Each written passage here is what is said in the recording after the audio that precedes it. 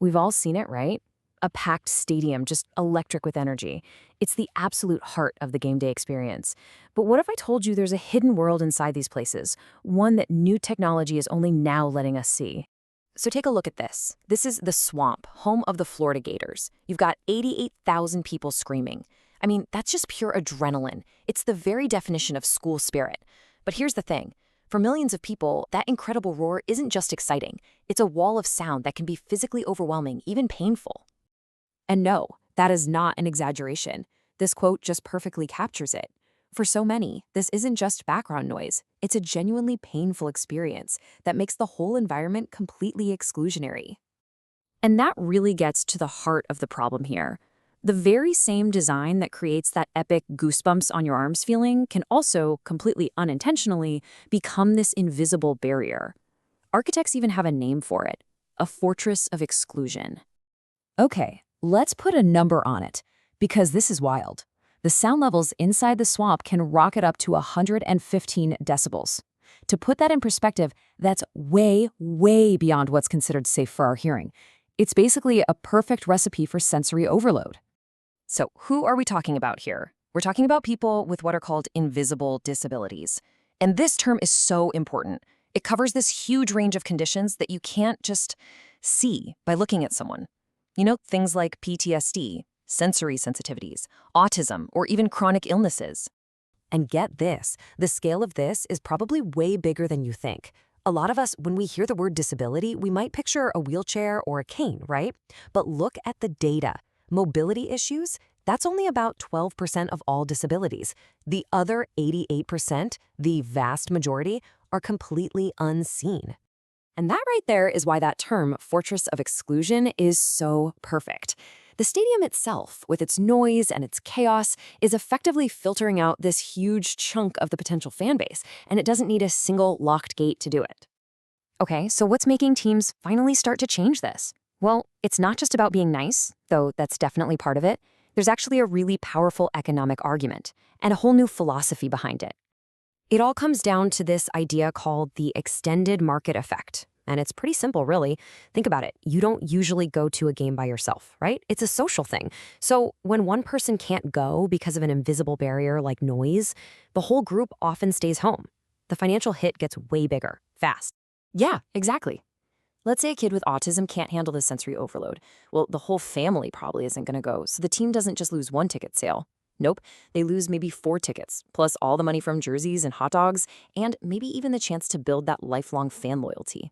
It's a huge ripple effect. So all of this is causing this massive shift in how organizations think. We're moving away from just checking a box for ADA compliance, which is basically asking, can someone legally get in the door? And moving towards something called universal design. And that asks a much better question. Do I actually want to be here once I'm inside? It's the difference between a legal requirement and a genuine feeling of belonging. Okay, so how are they actually doing it? How do you put that philosophy into practice? Well, teams are building this whole toolkit of solutions, and a lot of them start with some surprisingly simple, low-tech ideas. And 2 of the best tools are all about preparation and on-site support. First, you've got these awesome, downloadable social stories. They basically walk a family through the entire game day, step by step, so there are no surprises. It just removes all that anxiety. And then, once you're there, you can get these sensory bags, packed with stuff like noise-canceling headphones and little fidget tools to help you stay calm in the moment. But the toolkit doesn't stop there. They're doing things like quiet tailgates. These are literally safe zones in the parking lot with no blaring music, no buzzing generators. And this one is really cool, the sunflower lanyard.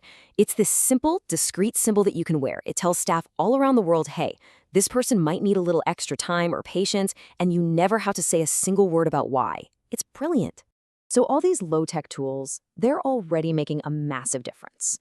But now we're taking a huge leap forward. The University of Florida is bringing in some seriously cutting-edge AI to look at this problem in a way nobody has before. Check this out. This is a sensory heat map. The easiest way to get your head around it is to think of a weather map, but instead of showing you rain, it's showing you sound. The AI creates this map of the stadium and color codes the noise levels. So red and orange, those are your super loud 115 decibel hotspots. The green and blue areas, those are the quiet spots. For the very first time, we can actually see the sound. And here's where it gets really practical. The AI doesn't just show you where the noise is, it actually plots a quiet path through it. It's like a GPS for sound. It gives families this visual route on their phone so they can get from their seat to a calmer area without walking through the loudest, most chaotic parts of the stadium. And the whole thing is powered by Google's Veo AI, which does something really important. It keeps everything consistent. The character guiding you, the map itself, it all looks the same and stays predictable. That is absolutely key for reducing anxiety. No weird, changing visuals, just a steady, reliable guide to follow. So where does this quiet path take you? It leads you right here, to a sensory room. This is basically a soundproof oasis right in the middle of all the chaos. It's full of things designed to be calming, like those cool LED bubble tubes you can watch or fiber optic lights you can touch. And I mean, the difference is just staggering. Outside that room, you've got 115 decibels, that running chainsaw. You step inside, and it drops to just 20 decibels.